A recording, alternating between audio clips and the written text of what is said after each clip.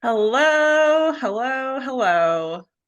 Welcome to our second episode of the Uncover Your True Purpose podcast, where we talk about all things self-development, how to live a more fulfilling life, and mostly just chat with each other, and you get to hear it.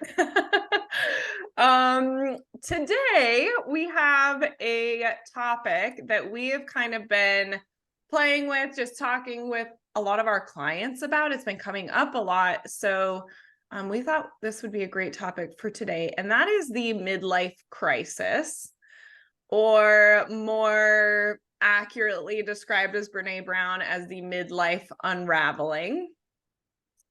And Mom, do you want to, I guess, start us off kind of just talking a little about what is the midlife crisis and what is the midlife unraveling? Yeah, absolutely. I think that I went through my own midlife crisis, and I'll share that a little bit here. But also, I feel like as I've coached a lot of women in between the ages of 40 and 60, I have seen this in play. And having gone through it, it's been super helpful now to be able to help other women because now I understand it. At the time, I didn't understand it, and it felt super chaotic, super confusing. So for me, Julie, maybe just share a little bit about how we can have a large opening here for midlife, because we don't know how long we're going to live. So hear a little bit of that first. Yeah, I mean, I'm 32, and I think most people my age are probably thinking I'm way too young to have a midlife crisis. Like, I think generally we tend to say, oh, no, that happens like in your mid to late 40s, even people in their 50s. And really, it can happen anytime after, I would say, age like 29, 30, because really, like up until age 30, I mean, our prefrontal cortex isn't fully formed until we're 25. So we're not even like a full person until we're 25. So like I really think, that's the period of maybe quarter of your life where you're really just like figuring out how to function in the world and gathering information and really navigating it. And then I think what happens kind of after that for some people is they move into their early 30s and they already start to realize that the way that they've learned to do things no longer works for them. And especially like, I observe this in myself or in some of my friends. When you become a mom or you start having kids, then you're really, or you even become a dad, that, I think my husband would agree with this too. Like, you're like, whoa, all of the identity that I had is now different, right? And like all of the strategies that I had for coping and for relaxing or just getting through life, like it's totally different after having kids. And so I think it can happen anytime after really like 29, 30 years old. I don't think it discriminates based on age alone, I guess, is what I would say. And so I think, for those watching who are more millennial generation or even Gen X, just say like, this may have happened already to you and you didn't even realize what was going on because you're like, oh, I'm not old enough to have a midlife crisis. And I think there's also, sometimes there's like a huge crisis that happens. Sometimes there are like, we have little mini unravelings, right? Yes. So I think the main gist of what we are sharing today is that what we find when we're going through those experiences is that our strategies no longer work. Yeah. And that's why Brene Brown calls it an unraveling, because it's like we have to kind of backtrack a little bit and look at how we're coping with life. So for me, I hit 40 within like the first 3 months of celebrating my 40th birthday. I found out I had breast cancer, and that led me on a journey of, recovery. And really it got me questioning my mortality, whether I was still going to be around, what did that mean for the rest of my life? And I was really going into my 40s realizing that it was a time for me to reevaluate where I was headed, because Both my daughters were entering into adolescence and teenage years, and I knew that they were going to be gone soon. So during that time, I really started exploring, who am I? And also having some great realizations that I didn't have very good boundaries. And I had created my identity mostly around the roles that I was playing. And those roles were awesome. I was a mom. I was, I ran the household. I had a lot of, jobs. But that time in my life made me really unpack how I was coping with things. And I started to realize that my past experiences were informing my current reality. Mm-hmm. And so it was really time for me to start unraveling that. And at the time, it felt like a massive crisis. And I believe that when we go through those experiences, what ends up happening is our mental health starts getting kind of shaky, and it's really easy for us to have anxiety or depression, or to really feel completely and utterly overwhelmed and unsure of how to move forward. That was going to be my question. I mean, for those who might not know, we're a mother and daughter team here. So, my experience of your midlife crisis or your unraveling was almost like disconnected, because I was like 13, 14. I was so at that age where you're just completely self-absorbed and have no idea what's happening outside of your very small world, right? And so I even I don't even really remember a lot of what was happening then. And so I'm just curious, I mean, because maybe it would help other people to know, but I genuinely don't know the answer to this. What would you say, what were the big feelings that you had around that time, and that triggered you exploring? I mean, obviously you said, you had a cancer diagnosis and you were like, I need to survive and I need to live. But how did you even start on this path of? Yeah. So for me, I just started by, first of all, I had an amazing therapist at the cancer center that I was seeing, and she was just helping me unpack some bigger questions about life. And I started to realize that I was here for so much more. So I started to realize that I was playing small and I was being small.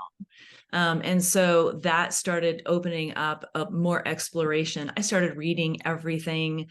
I started questioning my faith, my spiritual, point of view in the world. I had been raised Catholic, so I had this really conservative point of view when it came to a lot of things. So I started really exploring all of that piece, started slowing down and really spending more time journaling, contemplating, and gathering information. So I really became kind of a sponge for a lot of self-development things. And I started meditating during that time too. So, which all felt very odd to the person I was married to at the time, because this was not a person he knew. He didn't understand this woman that was developing into someone else. And that was really, it disoriented the whole marriage. Well, and you guys which I got think married. happens for a lot of people who start. You guys got married pretty young, though. Yeah, I got married before my before my brain was done developing. I got married at 22, 23.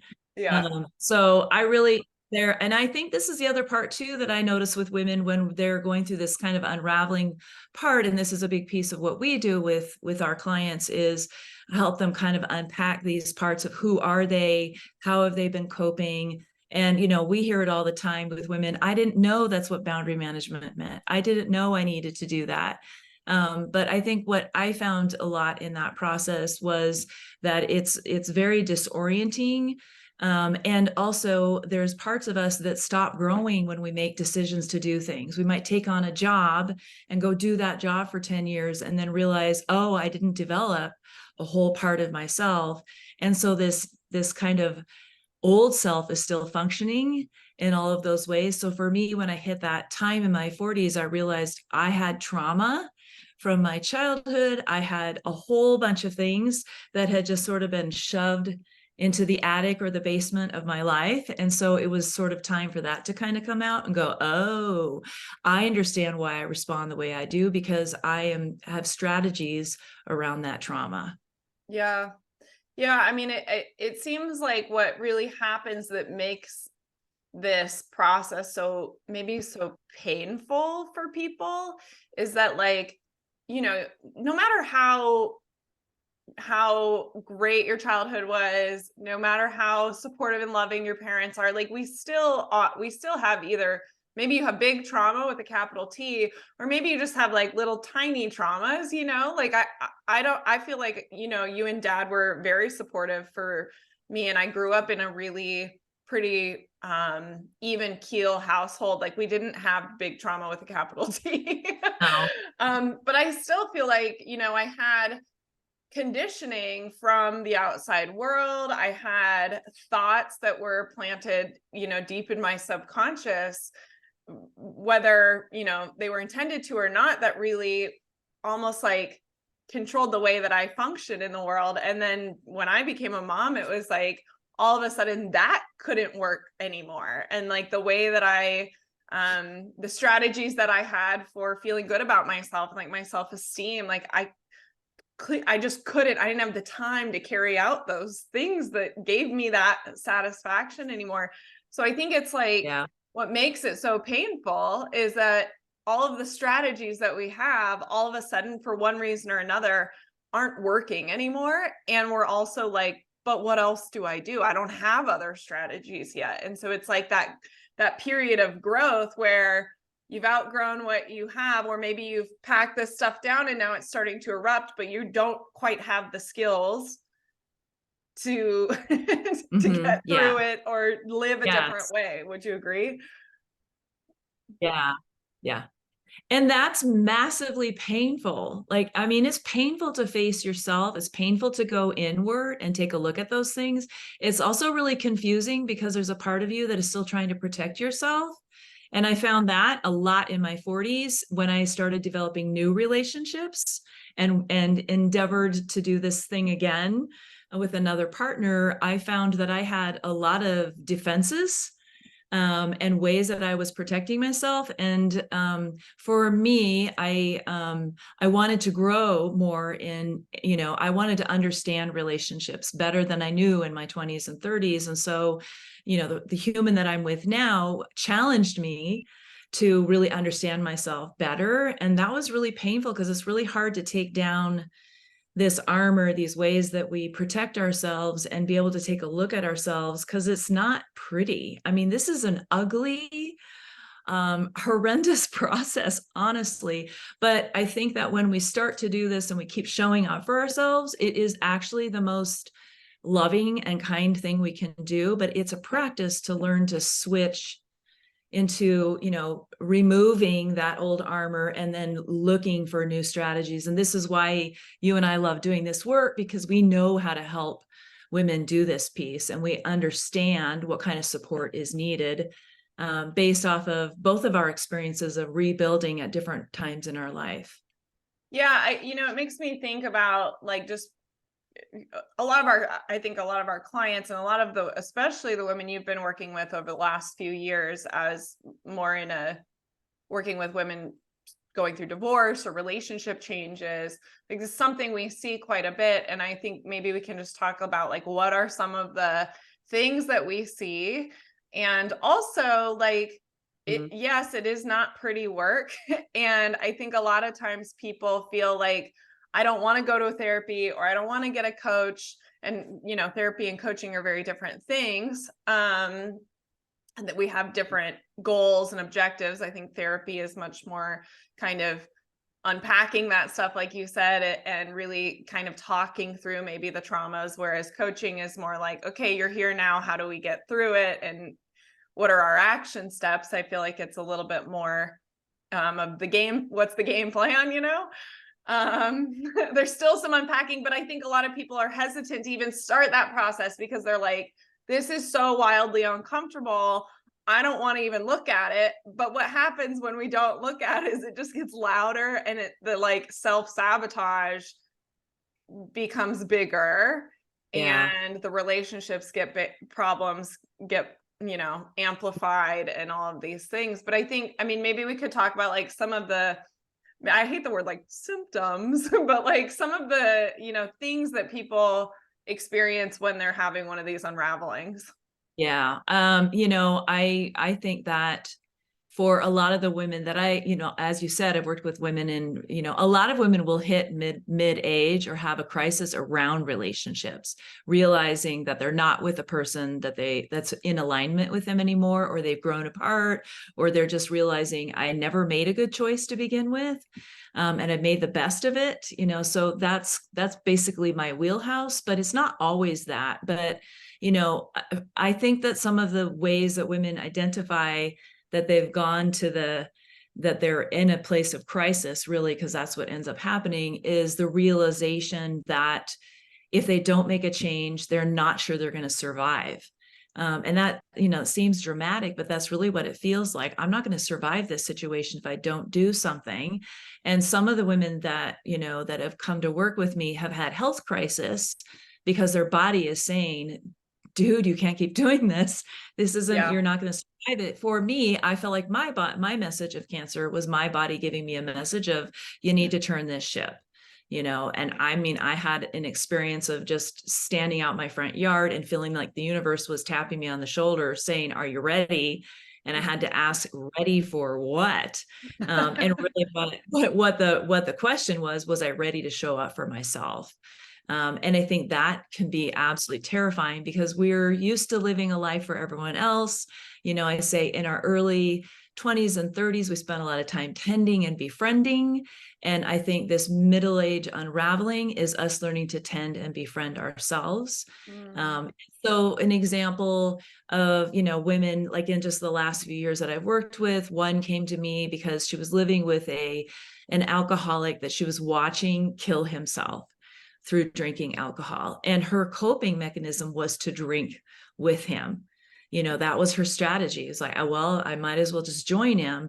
And it was causing her a lot of health problems. And she started realizing, I've got to get out of this or I'm going to die, or he's going to die. And this is just getting so dire. So that's just one example. It's not always so extreme for the folks that come to work with us, but it just might be that everything is wrong.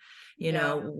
We've had a few clients where the relationships aren't great, but it's like it even runs deeper than that. So to just like leave a relationship isn't really the solution. The solution is to really look at self. And we've had, several of our clients go, oh my God, I'm the problem. Yeah.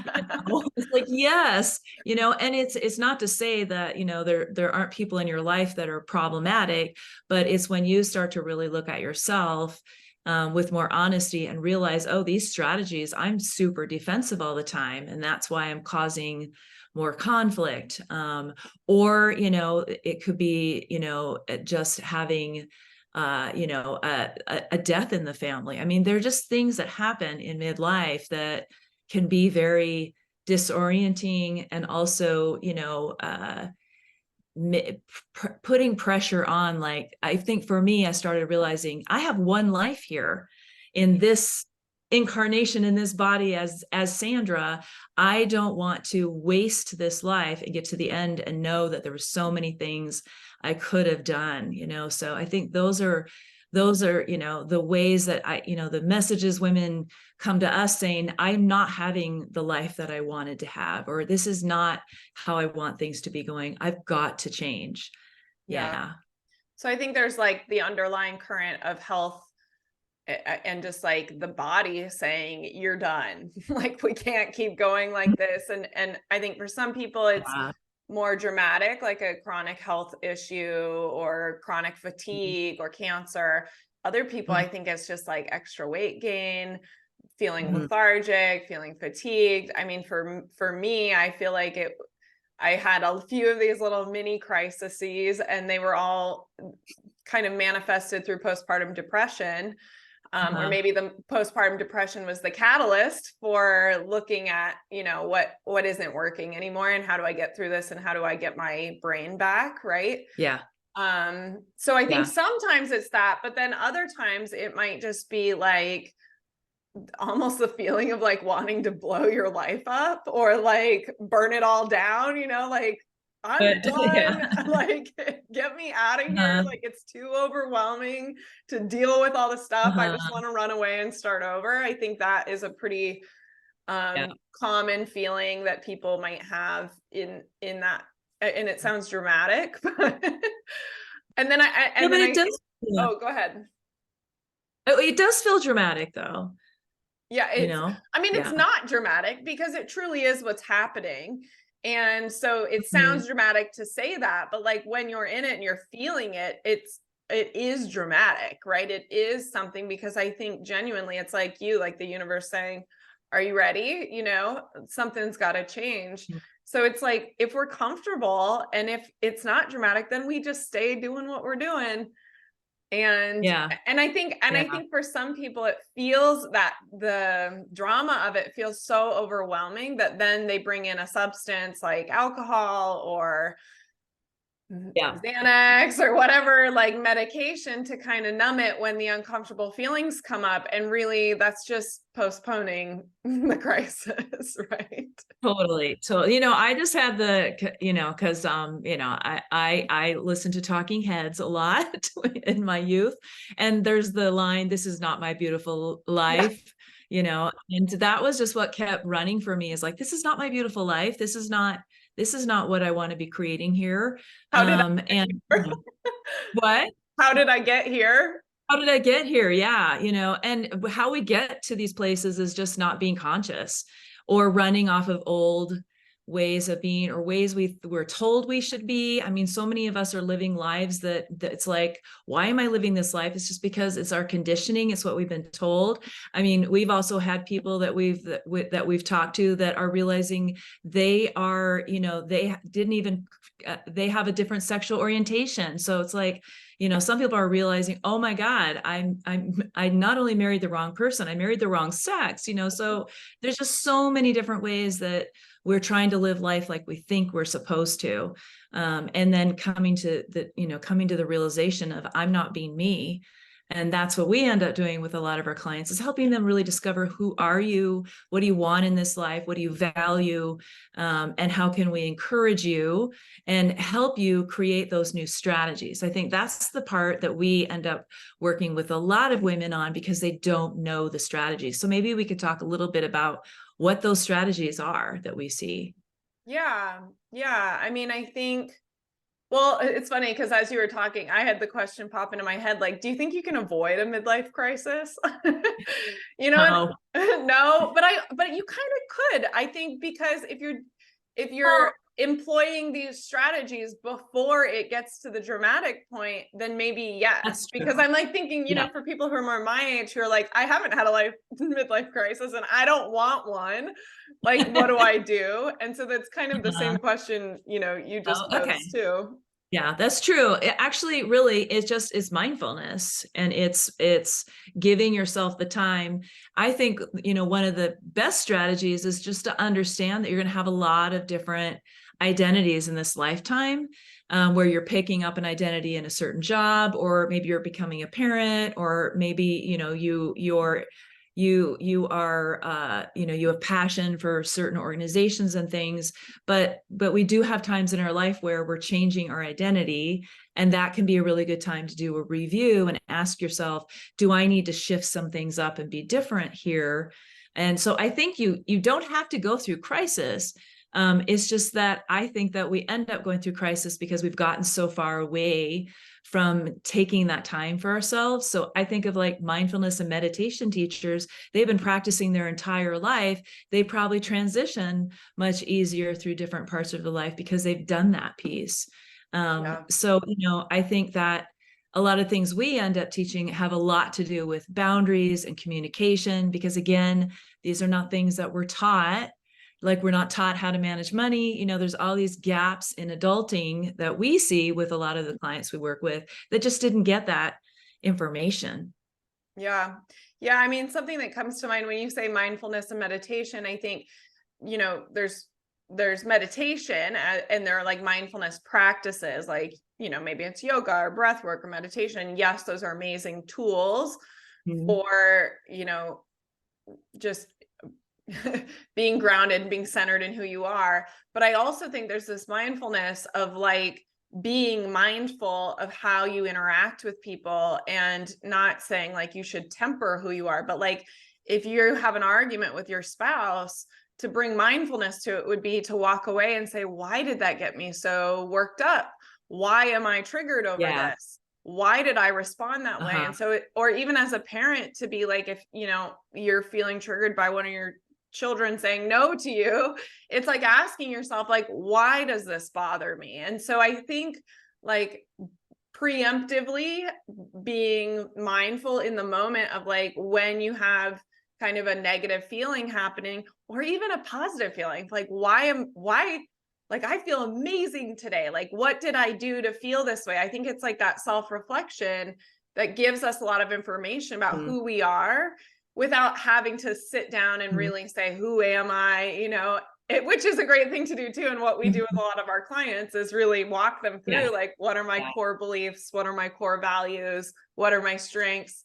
Who am I? So that I can, always come home to me when I'm going through an identity shift or when I'm going through a change. But I think for people listening, just like, I think the best thing you can do starting today is just think about how you interact with the world and reflect on that. And especially when you feel triggered or where you feel something come up, that's Mhm. showing you where you've suppressed, or where there's, a micro trauma or a trauma. And so just to like explore that a little bit, and then recognize, like, if you feel really overwhelmed doing that, that there are a lot of people out there, either in coach form, therapist form, maybe even friends, who like could really help you hash that out and explore what's going on there.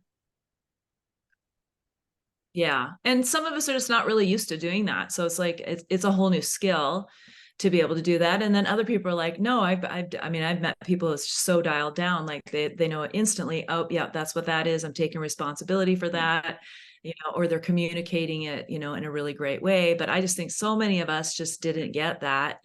And our parents didn't get that. So we're developing some really great skills at this time in our lives, with where we're at with, our technology giving us information all the time. There's great information out there, but again, we still have to take the time to reflect and pause, and really contemplate those pieces about ourselves. And I think that that's something that can be missing, that I think for all generations to remember that it's really important. And for you, I've watched you do that when it came to making your career pivot. You really stopped and paused, Yeah. and reflected on, what am I doing? Why am I doing it? And is this filling my cup? And I think a lot of us are just running through life on autopilot. And I think these crises come into play to wake us up, to ask us, are we on the right track? Are we liking who we are?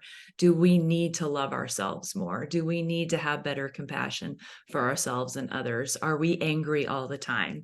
I think for me, one of my biggest awarenesses was that I can be quick to anger, and I have to start asking myself, what is that? And usually for me, it's resentment, because I'm overdoing. And I think a lot of women do that. So it's just being aware of, what's that thing over here? Oh, that's my thing. This is what I do now when that comes up. Yeah. Yeah. And it's so helpful to start identifying those things. I think, like, I think back to like when I was kind of in the pits of postpartum depression, and the running story in my head was that, like, I don't have enough help, I'm not supported, I'm trying to do it all, like I'm working from home, I have two kids, like it was very like, just I was just constant overwhelm. And like, first of all, acknowledging this is how I feel, I felt like, was step one. Hmm. And then kind of surrendering to, a really, I have the privilege of yeah, having a life full of coaches around me. So it was like bringing you in and my husband to be like, help me. Like, I don't know what to do. I don't know how to get out of this. And I think it's hard when you're really in it, and it feels like It feels like almost like you got on a ride and it's not your ride, but you're on the ride and like you don't know how to get off, you don't know how to stop, and it just keeps going in it. And I think it's so easy to feel disempowered, and it's so easy to feel like a victim to your circumstances. And it really does take like stopping the ride and being like, how the fuck did I get on this ride? And do I Yeah. still want to be on it?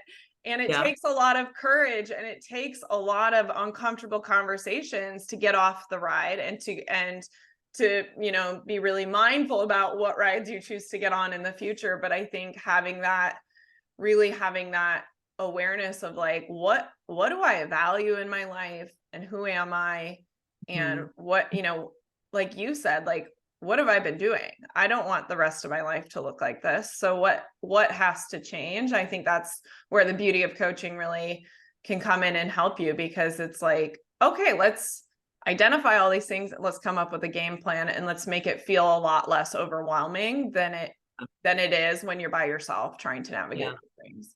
Yeah, I love the, you know, your ride metaphor. Most of my clients will know, because sometimes they'll call me and like, did you get on the ride? You know, I did. It's like, I'm okay, on the ride. that's right. It's like, all right, but it's, you know, that's the building of awareness. I think most of the people that we end up working with, especially women that are on a relationship ride that is so uncomfortable and so painful, that, you know, that's one way to self-identify. I'm on a ride and I don't like it and I need support, you know. And I think this is why it's super helpful for us to have people in our lives that we can talk about this piece to, or even understand like, what is this ride and how did I get here, you know.